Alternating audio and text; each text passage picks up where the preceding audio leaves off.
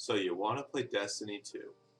Well, I've got a few tips that I wish I had known last year as a returning player that I think apply really, really well to new players as well. Destiny 2 is a game filled with things to do.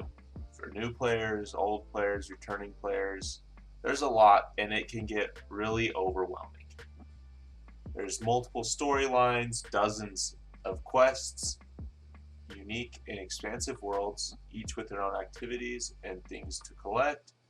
And all in all, there's just a lot to do. When you're first starting out, and I mean the first few times that you open the game, I highly recommend that you play around in different game modes, try and do activities with other people, and figure out what you enjoy. I also highly recommend playing around with each of the three classes, Hunter, Titan, and Warlock, so that you can find which best suits your playstyle. Use a lot of different weapons, and don't worry about finding the perfect weapon or armor roll right at the start. Those rolls are going to come over time, and really they're only important for the high difficulty endgame activities. There are a handful of different weapon types, each with a bunch of varying archetypes. So get in there, mess around, find out what you like, what you don't like. Everybody's different, and preferences don't always tend to line up with what others might say is the best. By playing and finding what you like to use for different situations, different game modes, different activities, you're going to be able to narrow down your search for the perfect god roll in the future. There are a lot of exotics to collect in the game, and some are better than others. Exotic ciphers can be redeemed in the exotic kiosk at the tower, along with some other materials, in order to get exotics that can't be found anywhere else. Standard exotic ciphers can only be earned in two ways, through the season pass and through a weekly quest that you can get from Xur. These ciphers are key to getting some of the best exotic weapons for high DPS, especially in the end game activities. Every week when Xur visits, he's going to give you an opportunity to purchase an exotic engram for legendary shards that's guaranteed to be an exotic you haven't already collected, along with an exotic weapon and exotic armor. If players have an exotic cipher in their inventory, they can also choose to purchase another additional exotic engram from Xur.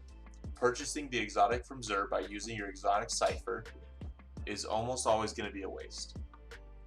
Exotic ciphers take a long time to earn, and they need to be used sparingly. The exotics in the engram from Xur can be earned from any exotics that you pick up off the ground, and by purchasing weekly armor and weapons from Xur.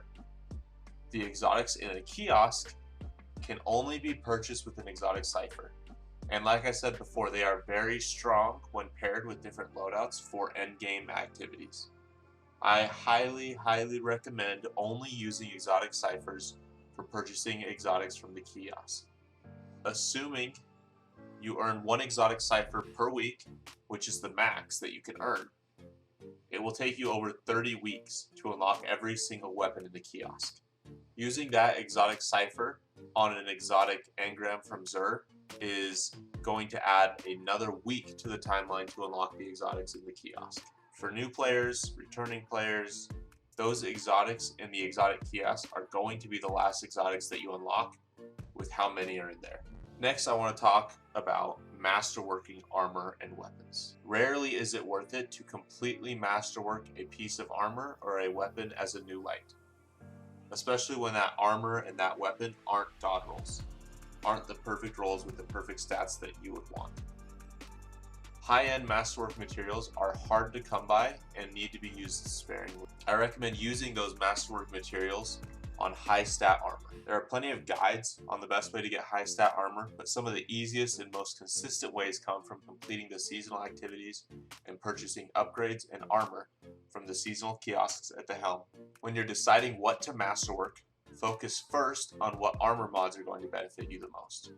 Whether it's auto-loading, targeting, faster reloading, or something else entirely. Masterworking your ghost is another important thing to consider so that you can equip mods to help you find more legendaries after completing activities, gain more experience, and also find armor pieces with higher guaranteed stats in your desired category. completely masterworking weapons isn't something that I think should be focused on at the beginning, as the benefits that come from this are typically fairly small. You want to focus on masterworking armor so that you can equip the mods that you want, so that you can have more mods equipped, because those mods are going to help you in the long run more than it will to have slightly better stats on your weapons. When you are collecting materials to masterwork, be sure that you have a ghost mod equipped, if you can equip it, that will increase your chance of obtaining the enhancement prisms or cores depending on what you're trying to get. This helps increase the odds that they will drop at the end of activities, and every little bit makes a difference. There are certain activities that you can do that have different odds of rewarding masterwork materials. Higher difficulty nightfalls, legendary lost sectors, and more.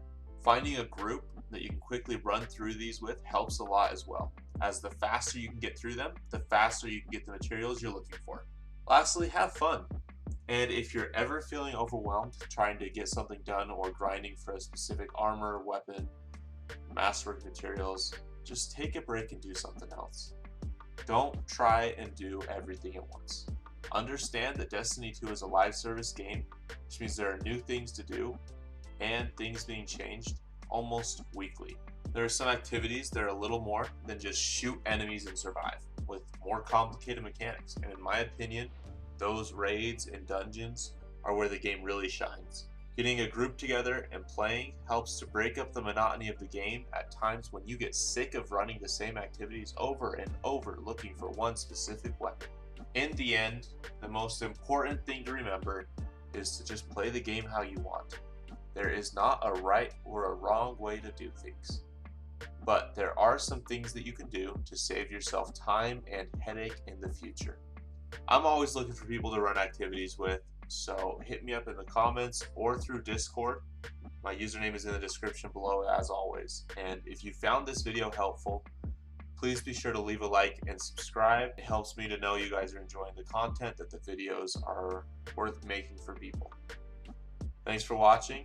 Peace.